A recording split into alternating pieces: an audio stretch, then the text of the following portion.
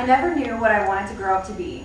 I never had a direction to go and always wondered what events in my life would take place to shape it.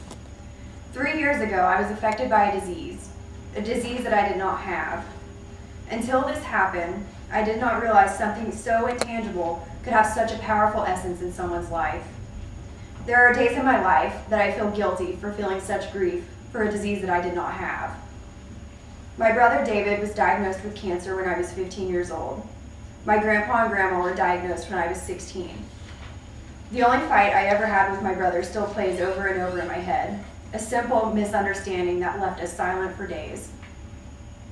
I always wish I could take back those extra days and spend time with him and talk to him. These are the thoughts that I am left with every day. I'll never forget the last few months of my brother's life. We went fishing in October. It was the best trip ever. His friend from California, who was in the Navy with him, came down, and they were so funny together. It will always be a great memory to have kept with me. By the end of October, my brother was in a wheelchair. At this time, my grandpa had died, and we had the funeral dinner in the basement of our church. Our church did not have an elevator, and so he was carried downstairs by my cousin and my uncle. They refused to let him be outcasted by this disease. By November, David was in hospice care, so he lived with us, my parents and I. I stopped going to school to help take care of him. My parents were in their 60s, so this helped them out a lot.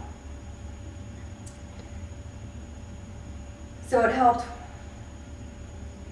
He still kept saying he was going to jog down the block when he got better. Needless to say, he kept going downhill.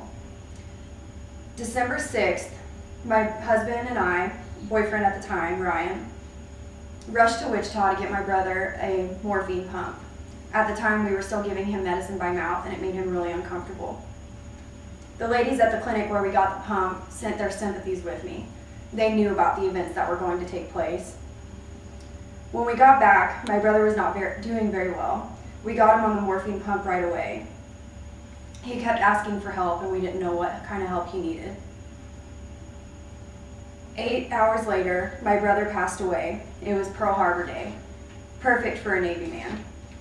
I now understand that every day is truly a gift, and I took too many days for granted.